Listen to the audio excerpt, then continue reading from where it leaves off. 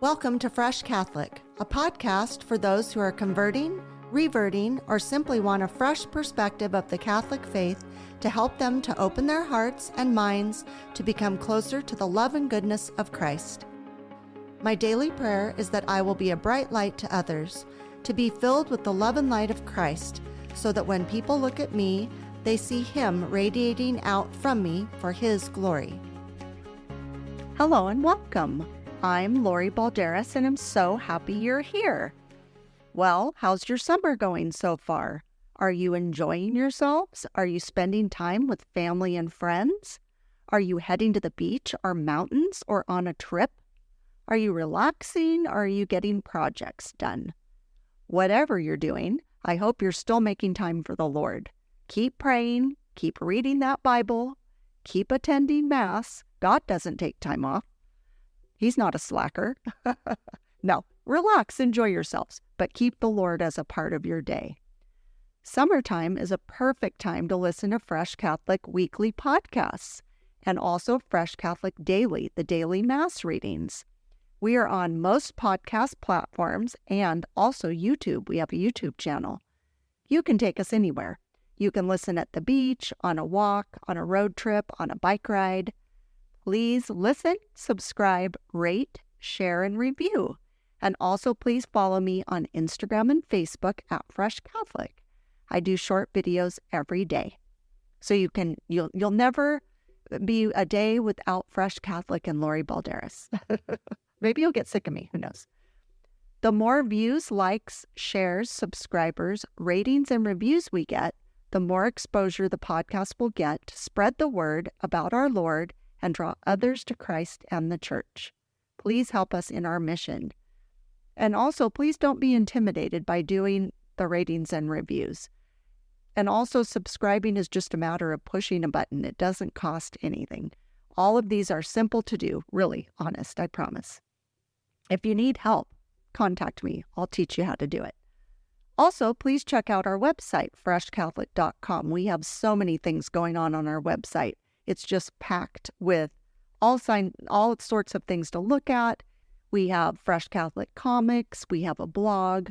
We have a faith-based online store with exclusive Fresh Catholic merchandise that Simon, my husband, has designed himself. We also have Fresh Catholic coffee, 17 flavors, roasted and shipped on the same day. All these things help our ministry. You can access and listen to the weekly podcast and daily Mass readings there also. We have added Fresh Catholic courses with educator Charles Merritt. If you haven't checked those out yet, oh my goodness, check those out. That would be a good summertime project, is to get into these lessons and keep your brain sharp about our Lord. In the first series, Pivotal Prayers, Charles explores and teaches about two foundational Catholic prayers, the Hail Mary and the Our Father. He explains and teaches why we pray these prayers and what they mean. We have a series on sin coming up very, very soon. We have a trailer for that, so you can check that out. We will also be offering a downloadable book that expands on his lessons. And if that wasn't enough, we have started a new Bible study series with Charles.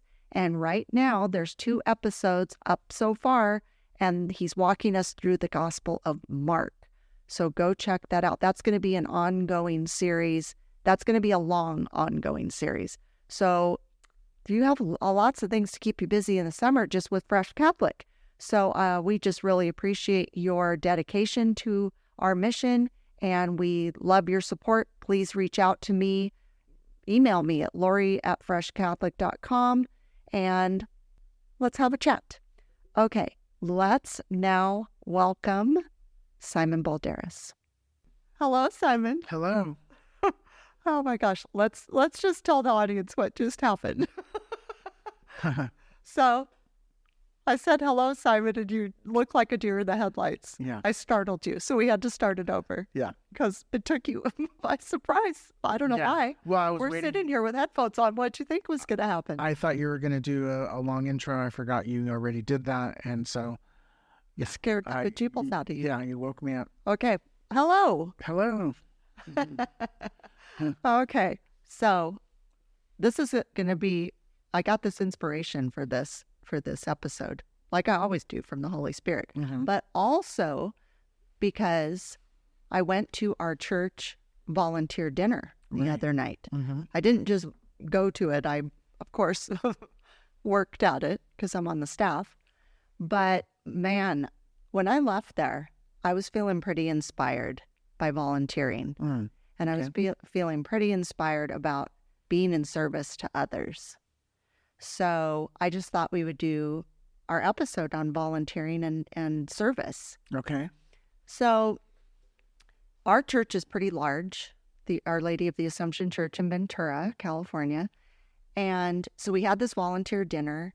Last time we had one, in my memory, was in 2018. So like prior to COVID.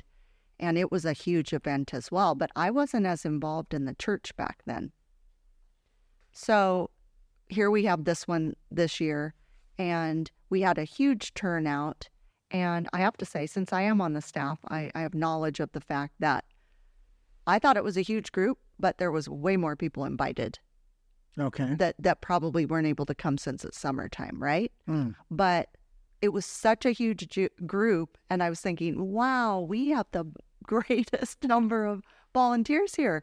But then I realized, oh my gosh, there's actually more than this. And it just like really was so impressive to me. And even during the dinner, Father Leon, our pastor, got up and he was thanking everybody for coming. And his comment was, we couldn't run this church without you volunteers.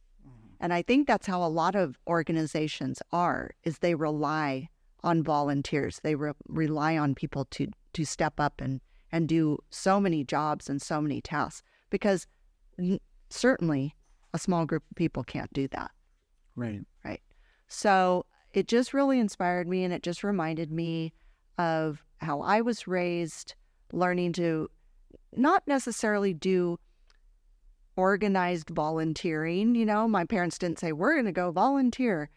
I did do a couple things. I volunteered at the Humane Society, which I thought was really fun. I volunteered at a nursing home, which was a hard one. I did those when I was a child, but then I had a volunteered spirit because especially my dad was very into scouting. So, he was a scout executive, so he got paid initially at that job. But then later he was a volunteer. And then he went back and ran a whole scout troop again at age 75. Oh, wow. So that my nephew could become an Eagle Scout. Okay. So volunteering's kind of in my blood. And then when I was raising my children, I raised my children to be volunteer oriented.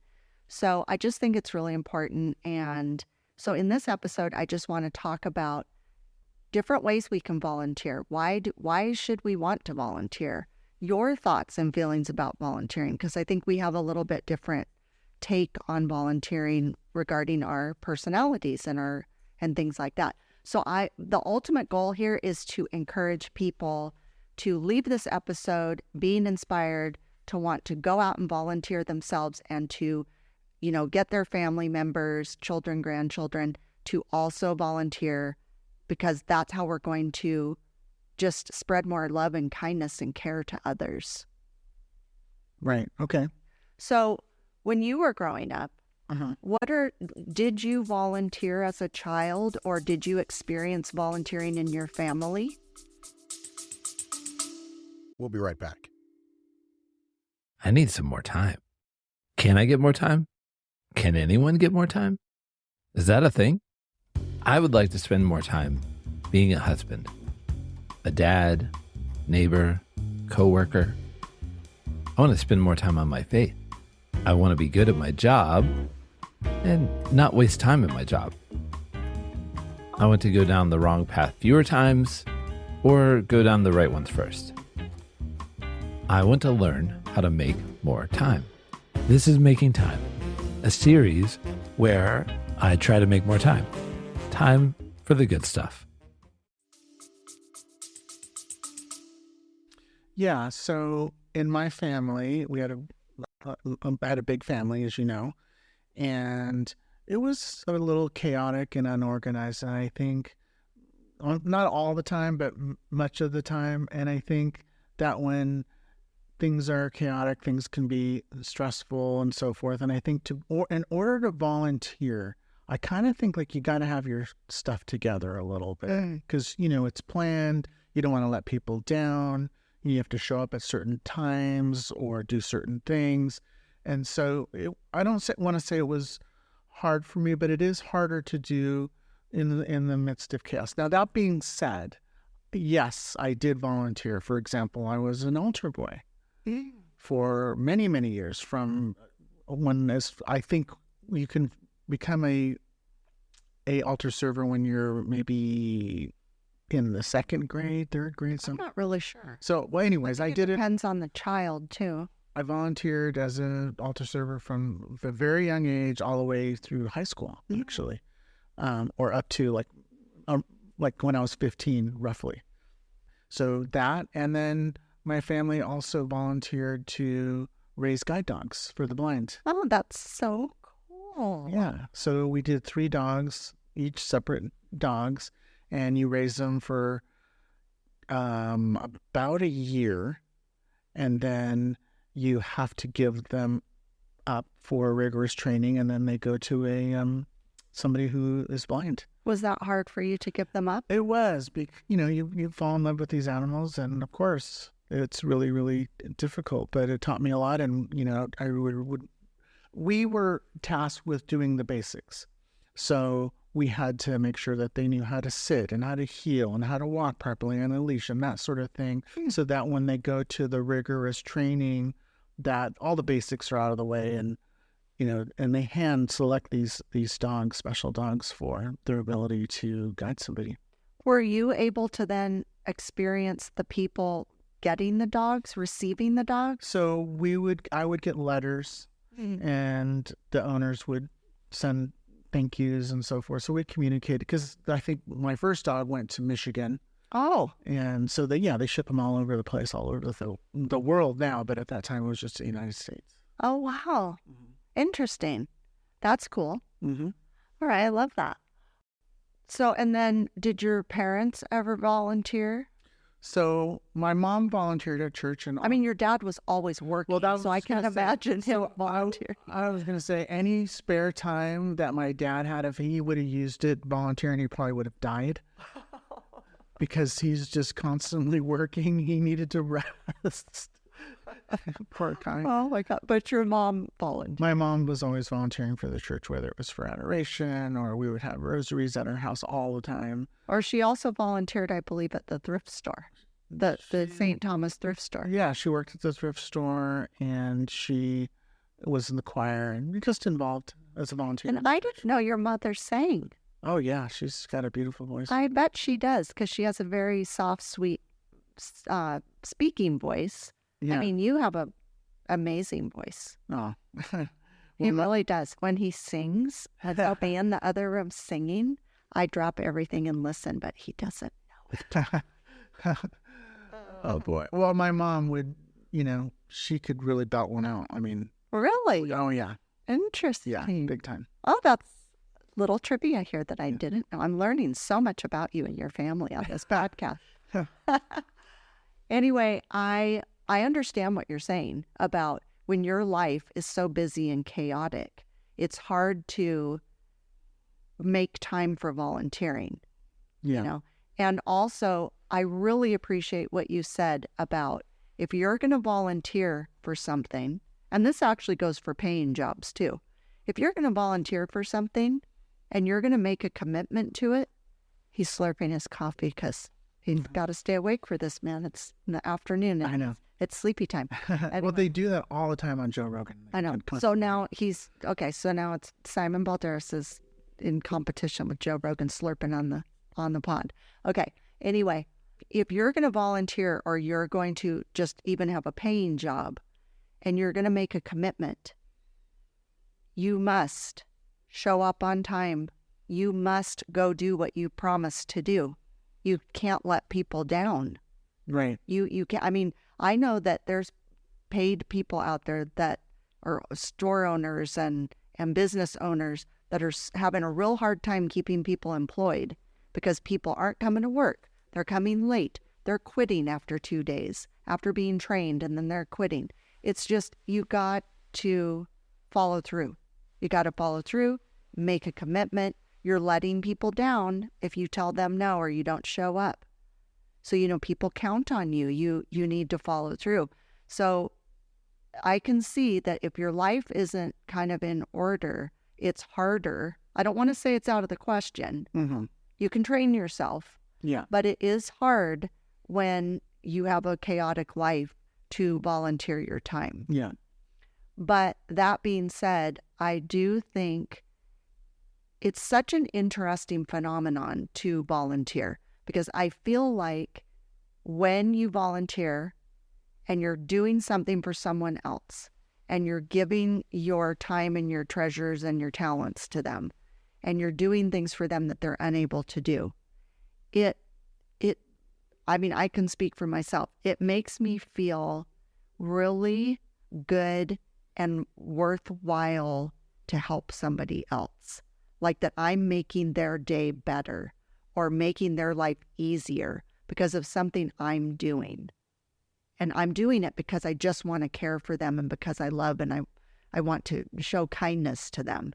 Mm-hmm. It's not like, well, if I do this, what do I get? What am I getting? Mm-hmm.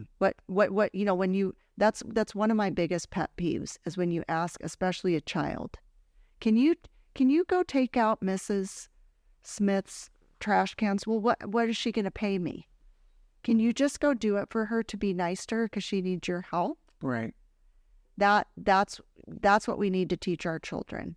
I would teach my children that, especially Cody, my youngest child. He was very charitable, super charitable. We had a lady next door, and she lived there by herself. And he was always over there taking care of Mrs. Horswell. And she really counted on Cody. He would go help out with her pets and with her trash cans. And he did this like from a little boy to well past his teenage years. He just was always taking care of Mrs. Horswell. Now, of course, he does that with his grandmother. Mm-hmm. He's very doting on my mother. So I loved the fact that Cody just saw a need and he would do that to help her. And she was so appreciative. And I think she probably passed over some cash to him every now and then, but that's not why he was doing it. Right. He was doing it just to help out. And he would do that with other neighbors. If we said to him, oh, Mr. Rains needs your help with something, he would go do it. Uh-huh. I think that's a really good thing to teach your children, is that they don't always have to get something out of helping another person. And that seems like, like I'm telling this to you and you're nodding your head. Yes, of course, you know that. I would love to think everybody knows that, but they don't. Right. That's true. Okay. Yeah. So when we think the way we handle things is just normal in the world today, it certainly is not. Uh-huh. Absolutely not. Uh-huh. Many of the volunteers are older. Matter of fact, you want to hear a misconception I used to have about volunteering? What? I used to think the volunteering was only for old people that were retired. I think it's because my grandmother was a volunteer at the hospital. Like she was a pink lady, they called them. Uh-huh. And so that was my first experience with like volunteering, like where she was officially a volunteer. I remember that term. And I was visiting her. She put on her little pink coat and her little lab coat and went to the hospital. And I thought, oh my gosh, like how cute that she's doing that. And so I just assumed volunteering meant it was for retired people. Right. But it's really not. Uh-huh. It's for all ages. And I think that you can start encouraging your small children at a very young age to do things to help others. I don't think you need to wait for any certain age, No. or to just jump in. Carolyn Curtis, who was a guest on our show a few weeks ago, she and her husband just had their sacramental marriage at our church chapel. And so I happened to be leaving my office and they were coming in to do their wedding. And of course, her boys, who I really love and value, I was observing them, just that they spring into action when they see a need for something. So a car pulls in, people start to get out, and they immediately run over to help them out of the car, like to help them. And I thought, that's such a small thing. But I thought she didn't have to say, go help them get out of the car or, cause they had enough wherewithal to see that somebody needed help and they just ran over and helped. And that just solidifies what good parenting she and Ryan are doing with their children. And those boys are volunteers because they're altar servers Mm-hmm. and very good altar servers. So I think, it's a conscious thing to want to volunteer yourself and to teach your children and grandchildren to volunteer. Now, that being said, I know there's also people who struggle. Some people have a harder time jumping in and volunteering. Maybe that's the way to say it, jumping in and volunteering. So I know you struggle with that. Well, it depends. For me, I have some personal struggles that I struggle with since I was a teenager. And when I became a teenager, I started struggling with crowds, people. So I have a hard time with being in the crowd, I guess. Socially interacting with a lot of people, it's overwhelming to me, and I have a hard time. And that's a lot of times volunteering in large crowds, whether you're, serving food or what have you. So the way that I have served over the last several years is I kind of do it privately and secretly and don't really say much about it. And if I have volunteered like overtly, for example, I had a conversation with our priest, Father Matthew, a couple months ago. And I told him I really want to volunteer, but I want to volunteer behind the scenes if possible. So if you need a fence painted or a hole dug or something that's just sort of behind the scenes and nobody necessarily sees you and you're kind of alone doing your thing, but you're helping. And so I like to serve that way. Or sometimes just on my own, I've done this, you've seen me do this on occasion, is buy toothbrushes and toothpaste and granola bars and things like that and put them in a little bag and put a whole bunch in my car. And I always see homeless people and I just hand them out whenever I run into them. Mm-hmm. So I do that kind of thing. So it's just the certain kind of service that's hard for me. Right. And I really, it's really good that you brought this up, because I feel like, let's say there's an event going on and somebody announces we need volunteers. There's that group, me included, where it's like, I'll do it, raise my hand. And I'm very out there, I'll just, yes, I'll do it. No problem. And then I have no problems working in a crowd. But this is really encouraging to other people who feel the way you do, where they want to help, but they can't even imagine saying that out loud in a crowd of people and then having to go be in a crowd of people to volunteer. There is the alternative that you could privately go to an organization, whatever. I mean, all kinds of organizations need volunteers, whether it be church. They're not all church related. I know many churches need help, but there's other organizations that need volunteers, that need help. And if you don't feel, like putting your hand up and volunteering vocally like that, you could go to the organization. You could go to the person in charge of it and say, I would really love to help, but I struggle with being around crowds of people. And what can I do? Where do you have a need for me where I could be behind the scenes? Or where do you have a need where I could do something at home? Like it could be, there's so many things that organizations need. So I think it's good to encourage people with your story. Maybe that's the way to still be able to volunteer, but you're doing it in a different way. Mm-hmm. That it's not all standard how you can volunteer. Mm-hmm. And I do think that there's many, many volunteer opportunities. For sure. Yeah. For sure. I mean, it's easy to see the need. And that's why I have just kind of quietly and privately just try to fulfill the need without anybody even asking. Right. And another thing that I've tried to encourage at our church, maybe not enough, I haven't encouraged or brought it up enough, but I personally think I've seen success in organizations when you have a need for volunteers and you put up like a sign-up sheet and you put specific jobs and people go and fill in where they want to help.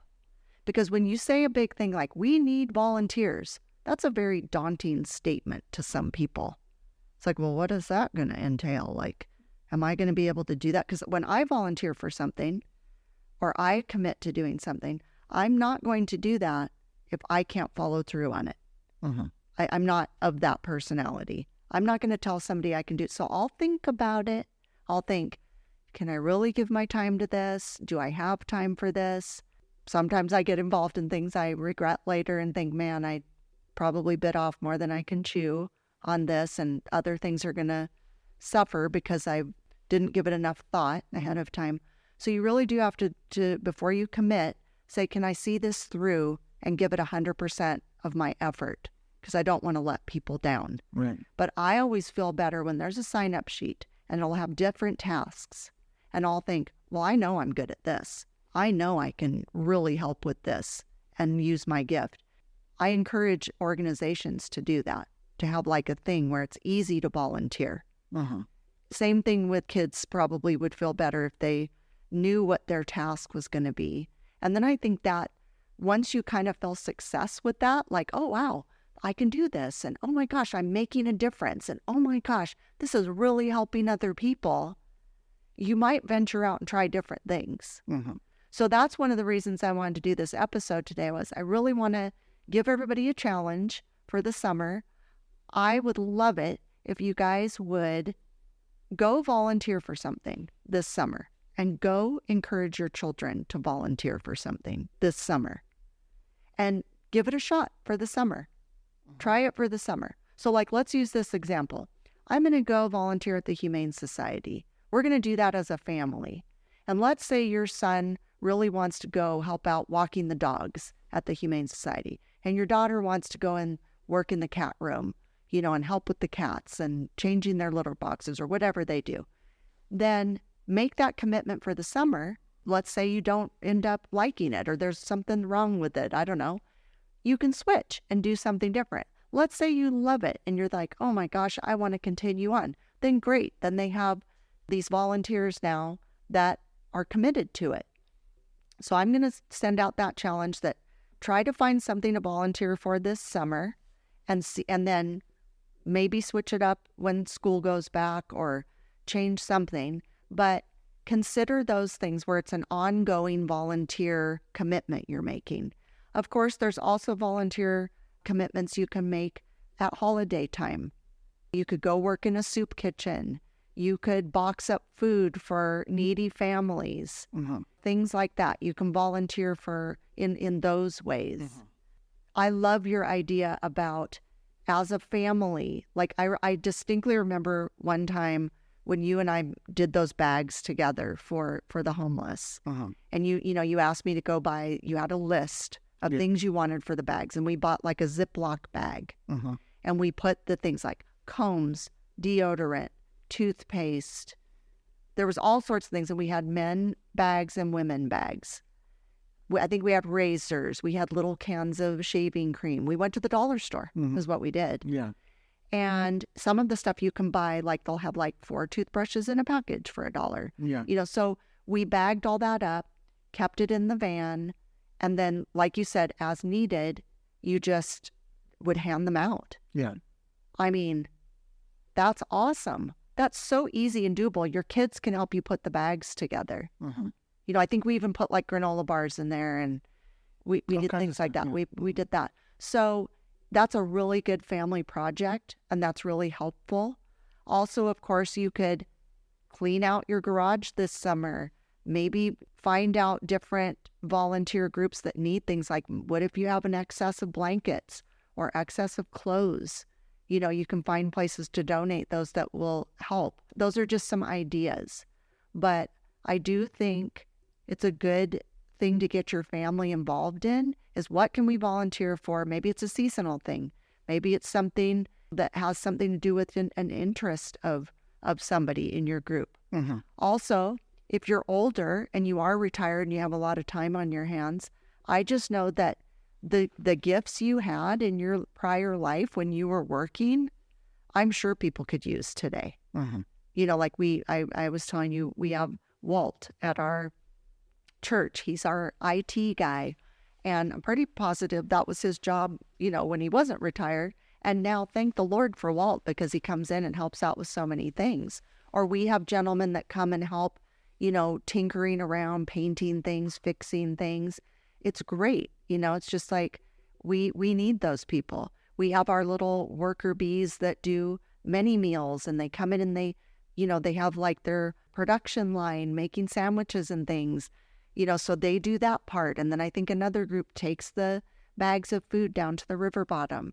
So it's like all these different things that people are doing collectively help people survive. Right. Yeah. In mind, body, and spirit. Mm-hmm.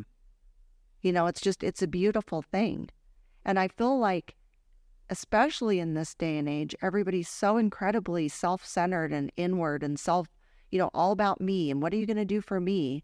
And I really get frustrated when it's, when you say, can you please help this person? Next words, what do I get?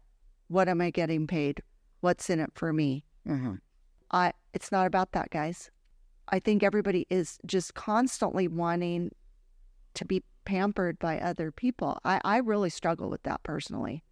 I much prefer to serve others and help others than me sitting and being served. I have a really hard time with that. Right, I know that. Mm-hmm. Yeah, I'm uncomfortable with it for whatever reason. Mm-hmm.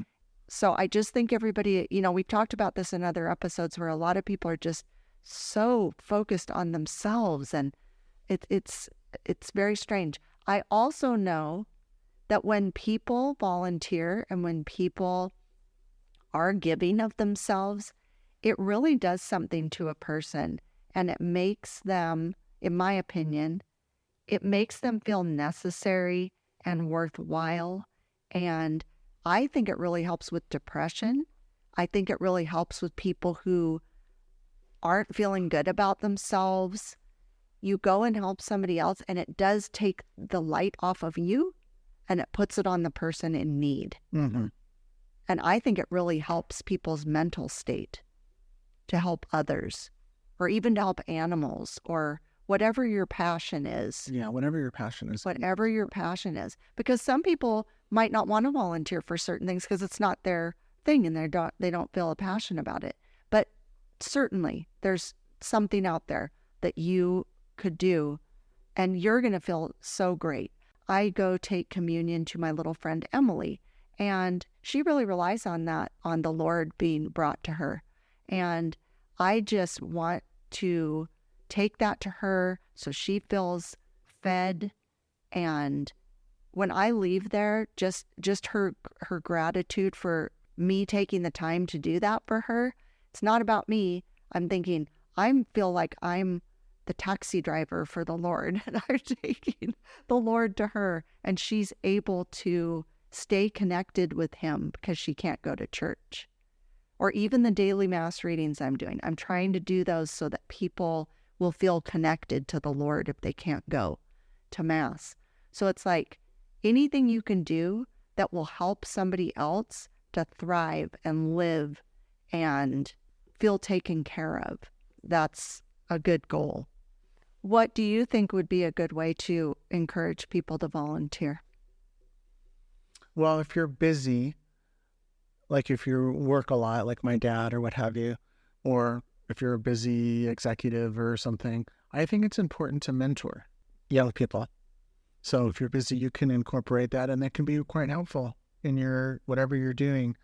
Even if it's, there's certain things that I do that have become menial to me when it comes to like film editing or filming, what have you. I have certain tasks that are kind of arduous and are a little bit repetitive and stuff, but people need to learn that. And I think those are good things for people to learn and to mentor. And it also gives you time when you're doing things like that, doing them together, to make things go quicker.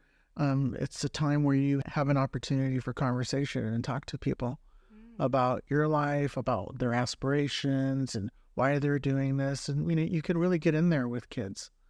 Right. And you do that a lot with our crew because they're young young people and they look up to you and you do have this expertise. So what I'm kind of hearing you say is that even though it's something you've done so many times that it's like second nature to you, Mm-hmm. but because they're curious, they want to learn from you. When you go to mentor them, then it kind of re-sparks your interest in it as well.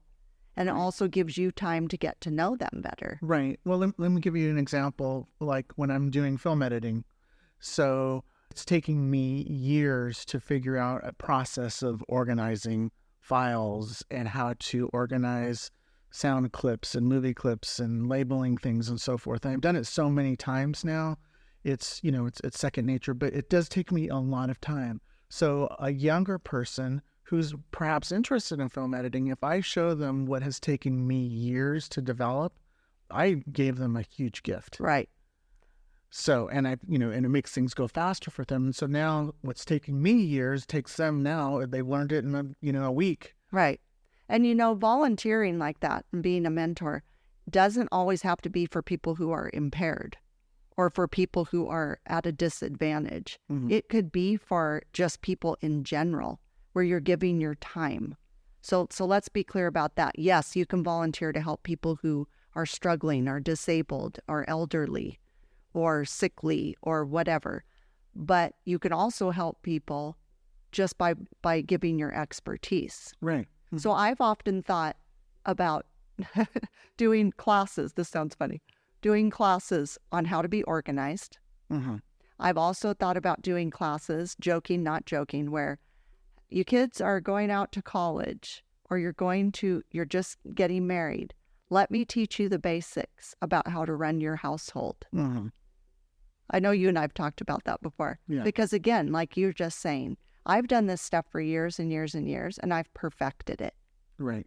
Yeah. And I have these nuggets of like, I'm going to cut your thing down by years. Yeah. Yeah. If you just let me teach you this, Mm-hmm. because it does become second nature. The things I do that just are a breeze to me took me years to figure out. Right. And then I would love to just impart that, Yeah. not in a bossy way, not in a, you must do it this way, Yeah. but it's like, do you want to know how to do it easier or do you want to go through the muck and the quicksand? Mm-hmm. Go ahead. Yeah. I'm not forcing you, but I do think that there's ways to help others in that sense. Mm-hmm. I agree. Our own children don't want to hear it, but maybe other people's children would. Yeah. Anyway, that's a really good point. I really like that because you are a really good mentor and you do have a lot of information to give. Yeah. I'm best one-on-one. Yes. It's hard for me to be in a group. Yes. Yeah. Yeah, that's very true. And I'm good in a group. Mm-hmm. Yeah, I know. Mm-hmm. We're so opposite. Opposites attract, I suppose. Anyway, I hope this has been an encouraging episode as far as volunteering. I felt so inspired the other day, and I think I know a lot of the volunteers at our church, but there was a lot of people I've never seen before. Mm. So it just shows that, I'm there at certain very specific times, but our church is running 24/7. Yeah. So I know there's a lot of little worker bees. There's a lot of little church mice, working behind the scenes, making that place go. Mm-hmm. And and I know we're not the only one.